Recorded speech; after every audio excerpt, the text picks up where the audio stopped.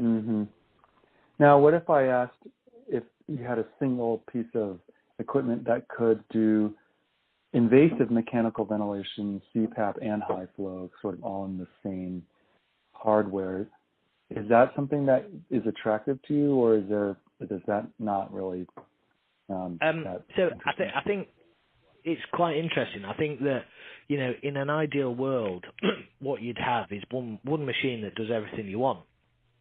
But the problem is that the economics and the resourcing of a critical care unit like mine, which has got, we've got 30 beds. The beds are being turned all the time. We've got throughput. So, for example, today I've got 14 admissions in with post-op cardiac patients that are coming onto the unit. So all of them come out of the theatres on a ventilator circuit. They go onto a ventilator. They'll eventually get extubated, and probably 8 or 10 of them will get extubated to nasal high flow. So the ideal situation would be that what you'd do is you'd just flick a switch and, you'd swap your interface over, and then you extubate the patient, and it all happens on the same device. But the problem for me is that it's all about numbers. So I've got a 30-bedded ITU, I've got 24 ventilators, I've got 20 CPAP stroke high flow nasal oxygen machines, and I think I've got 6 BiPAP visions that do non-invasive ventilation. So, sorry, could you actually go through that again? This is very interesting to me. So you have a 30-bed ICU. So we've got a 30-bed ICU. And I've got 24 ventilators. Uh-huh. I've got 20. Go on. Go ahead with these numbers, because this helps to understand. So I've got 20.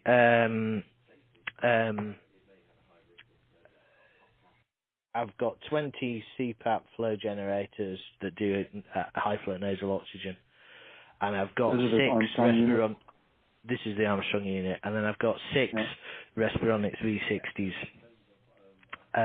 which do non-invasive ventilation. The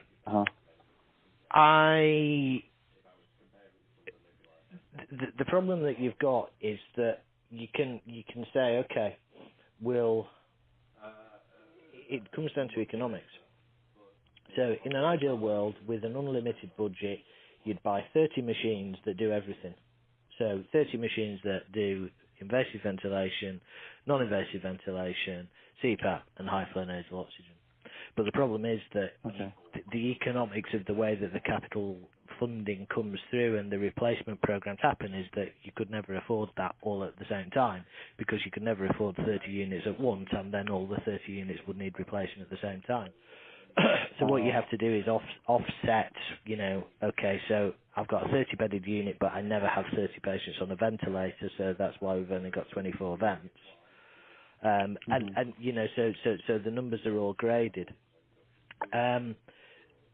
So I think if you were starting from scratch, yeah, absolutely, something that does everything would be very useful, but then you run that risk of having one system that some patients use. So you have one system which some patients use, which does everything, and then you have a bunch of other patients that then, do what we're doing currently, where they get ventilated and then get extubated nasal high flow. So there then becomes a sort of a skill mix issue, a training issue, a staff training familiarity issue, and ultimately it becomes a patient safety issue. So I think, again, to say in principle, I think it's a good idea, but the practicalities of, for a unit like mine, sort of replacing like with like, I think is quite challenging, really. Got it. So is it fair to say then, like, if, let's say there was this machine at the right price that did everything, at a good price, and clearly, I would, let's say that in the future there was a ventilator that was much less expensive than what critical care ventilators cost now.